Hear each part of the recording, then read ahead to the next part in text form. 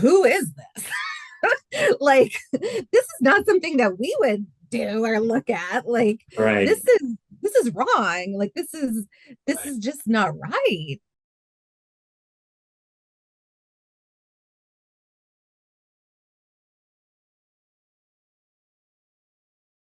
I had severe endometriosis. My organs were all tied together. And in order, I was having ischemic colitis attacks where the colon, the blood flow was shutting off to my colon. Mhm. And then they decided that they were going to put me on a drug called Lupron. Do you know where it takes away your estrogen? So it takes Yeah. away, so you have no estrogen. I had no estrogen for like a year, and that's the maximum you can be on it because your bones need Yeah. estrogen. Anyways, it drove me into the deepest depression because Wow. it was just without estrogen, it was incredibly awful. Then I ended up going to the Mayo Clinic and getting some of my physical illness all sorted out. And they put me on a different antidepressant for menopause because then I had had a hysterectomy, I had an oophorectomy. And so they were like, okay, we'll put you on something else.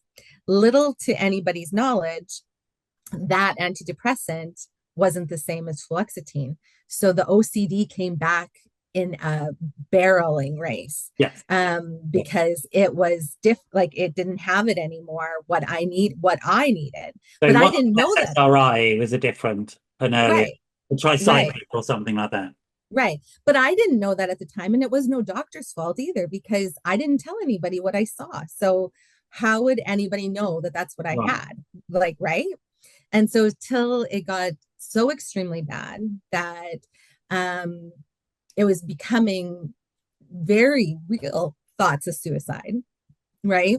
Then I knew that like I'm in deep trouble here. Yeah. Like I'm this is something I'm going to have to face. And And were you I'm telling going anybody about it at that point, Michelle? Or were you just sort of gritting your teeth and getting on with it? I didn't tell anybody then. Okay. That No. must be very lonely for you. Yeah. Really. Yeah. I Yeah. get quite sad listening to that story, particularly Yeah. somebody who already knew they had issues and had got help and then it stops working. And again, it's a very familiar story. When we live with something long term, Yeah. we change, our bodies change, our circumstances change. What we need, what helps will change. Right. And Right. we have to learn a core set of skills about saying, help, Yeah. it's not Right. working. Help, Exactly. it's not working. Right. And so then, even when the big wake up call came, which was July 2023, Yeah. I went to drop my son off at daycare, going to work, and I felt just different. And I can't really explain how I felt different, but I just felt like something else was making my decisions, and it wasn't me making Yeah. the decisions. Yeah. And so I've I heard dropped that him. description before. Yeah. Yeah. Yeah, so I It's dropped him almost off. a disassociative effect, Yeah, observational. Who yeah. is it? Who's in charge now? Not me. Yeah, Yeah. exactly. Yeah. Yeah. Yeah, what's happening? Who's in charge? And so, I mean, I had a choice then to like go to a hospital or go do, but I didn't. And I was driving home and it was just nonstop that it was time to say goodbye. Like, and so I was crying and I was saying goodbye in my mind to my family, my husband, my kids, because in what was happening with me is it was just saying that I was going to go into traffic and hit a semi and this was it. Like there was no choice. Like there was no choice. It it made me seem like you can't call anybody. Yeah. You can't do this. You can't do that. Like this is what is happening.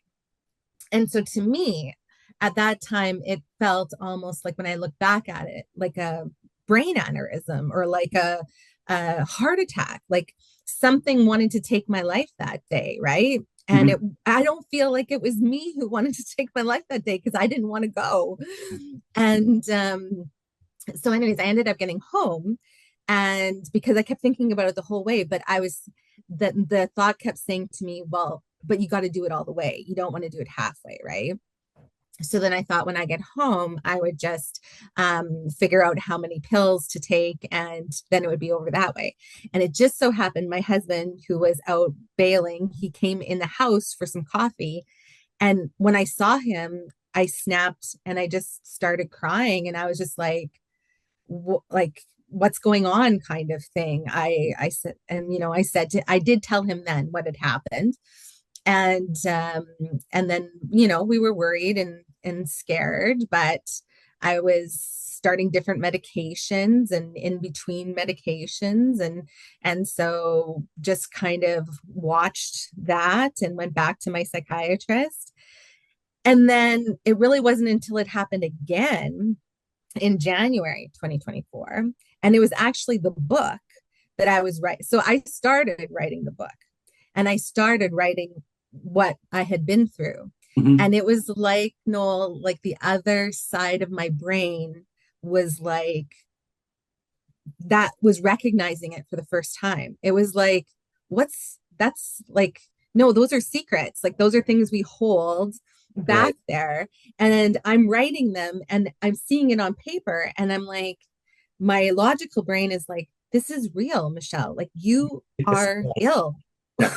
Yeah. Like, this isn't a game. This isn't something that you're hiding. Like, this is real. Like, you're writing this. Like, this is a real story. And then I just dove down farther, because then I realized what my whole life had been like Yeah. and what I had thought for so many years. And I just, yeah. And then I had another suicide experience again, but this time I was able to actually, and again, it was by accident, got a friend to come and meet me, and she ended up taking me to the hospital. Yeah. But anyways, that's all in my book. And then I started TMS right after that time in So that's January. transcranial magnetic stimulation for people who don't. That's right. Yeah. And So, that really, really changed the course of everything. okay. So I went back on fluoxetine, and I went to counseling, and I'd had all kinds of plan of different things to do. I wrote every day, but the TMS, where they say that it clears the path in your brain, right? So my doctor would say that the depression would be up here, and we're trying to push those thoughts to the back, right? We're trying to disperse them.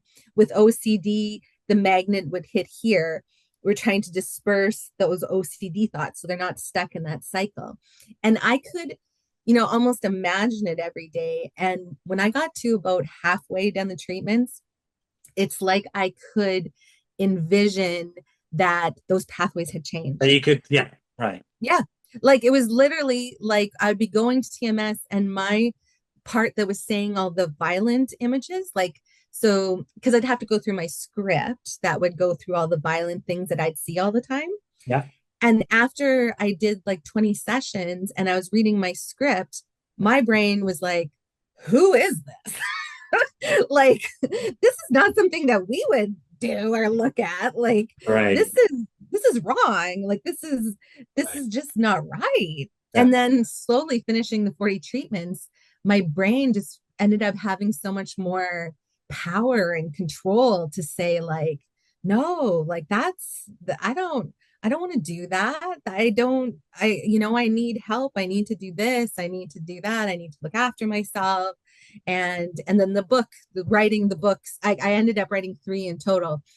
The first one's really like released yesterday. But Right. yeah, yeah. So yeah. How did that feel? Oh, it felt good. It feels, a little bit exposed, I'm sure. just like I'm doing now, right? Oh, you Everything's don't a you don't little bit do things by exposed. half, do you, Michelle? I So don't. I you're really not that don't. sort of person, are you? No, no, well, we say here, go hard or go home. Yeah. Well, it's a magical story in many ways, and it's a testament to the power of you as a human being. That it is slightly weird what we tolerate in ourselves, isn't it? Hmm. Let me get Yes. some perspective on it and go, what did I do? Yeah. Accept. Yeah, I love that. exactly. I love that relationship to writing. And again, writing is something I often encourage people to do, is Hmm. to take these thoughts here that you've never told anybody. I mean, Hmm. lots of people have them with psychological distress, uh, Yes. because of the shame, because of the embarrassment, or because it's so Yeah. normal. It's like, Yeah. it's not interesting, is it? The fact that I just thought about ripping my head off. Why would that be? Yeah. Right. Right. Like, Yeah. I've had that 3 million times. Yeah. But actually, then you put it on paper or you put it in the computer. That tells you how old I am. Used to use paper and pens in my day. Oh, yes. Yeah. No, me too. But that narrative thing suddenly gives you a new perspective on it because literally Hmm. what you're doing is using a different bit of your brain to process Hmm. the same information, which Yeah. is essentially what this magnetic therapy has done for you. It's allowed you to Exactly. use other mental functions or other aspects of your mental functioning to look at the Exactly. same issue and allow you to have a different relationship to it. Yeah. Exactly. Like it's amazing.